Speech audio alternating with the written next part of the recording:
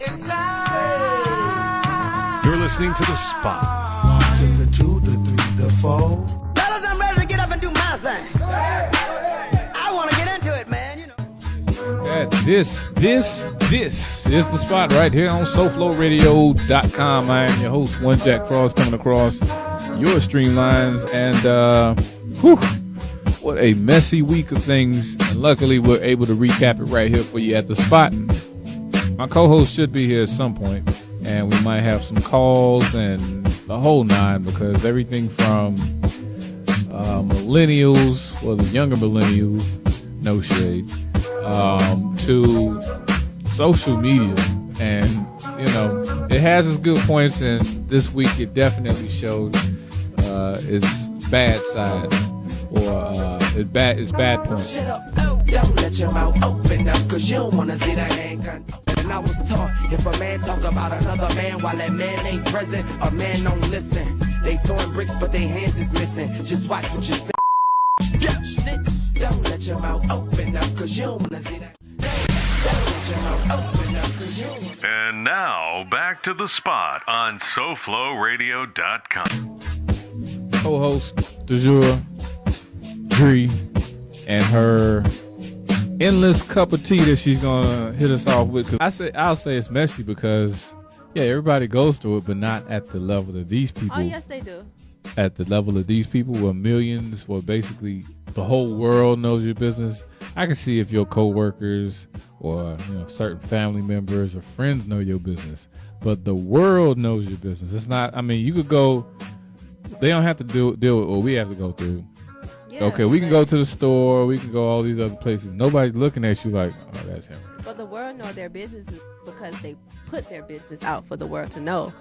So if they never put it out there, they'll still be dealing with it like we do, but we just wouldn't know. So it's kind of their fault. Yeah, it's partially social media fault. I didn't want to turn this into older millennials versus younger millennials, because part of the question that was going to be posed on you is that these guys are within the age range of the guys that you would date. And we know a story that you won't go into detail with about one of the guys. Well, let me start it off by saying this. It's been a bad week to be an NBA guard between the ages of 25 and younger. Because as we know, he was dating R&B singer Kalani. And Kalani. Yes. And she used to date the singer. I didn't even know who he was until OVO. Until this all came out. But apparently she used to be in a relationship with Party Next Door, and he posted a photo with them two in bed, but all you see is her hand saying pretty much with all her shenanigans, finally got my R&B chick back in my bed, or something of that nature. So then everybody took that as, oh my gosh, she cheated on Kyrie, and it just went from that to her in the hospital. It was crazy. What was the story behind that? Did they detail why she was in the hospital? Well, I think she attempted to commit suicide. Over what? I mean, I guess over with everything that was happening. We're not sure the main reason why, but I'm sure it had to do with, her going to her Instagram and just seeing how everybody was dragging her to filth. And the only thing with that is, I didn't really judge her on the situation, because I was like, no, there had to be more to the story. And it was. It's not like her and Kyrie was in a relationship when she was in that photo with him. And that could have been an old photo, but they were not in a relationship. So she technically really didn't cheat on him, right, if that's the case. And, he even confirmed that we weren't together. Like, we kind of been broke up. But I do feel like he just let him being, having that little ounce of pettiness in him. He kind of let a little?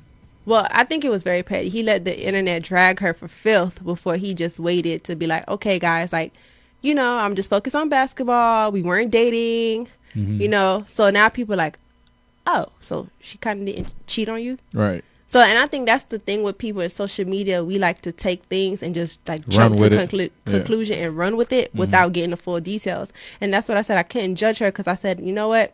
I feel like there's way more to the story. But I think about her deleting her Instagram and all that extra stuff. It made it Everybody more. kind of looked at her like, you had to be guilty. Mm-hmm. But she probably just didn't know how to deal with that because, you know, you're a new artist. Right. You never kind of been on that end of, you know, being dragged by social media. You're Right. trending for being a cheater. And especially when you know the truth and you know the story, Right. then it's like, dang, all these people have this perception of me and I'm not that. So, you know, some people handle things Criticism. differently. Yeah, and criticism differently. And then you have celebrities making memes and, you know. Oh man, they were going in on. I mean, I had a little fun with it myself. Yeah, but I just feel like, you know what? It was a lot of men that really enjoyed this because men wanted to be like, yeah, you see, we're not all cheaters. Women do it too, and da da da. I guess that was just y'all day to celebrate the downfall of one woman, and you guys celebrated in vain just for the simple fact she didn't cheat on him. No.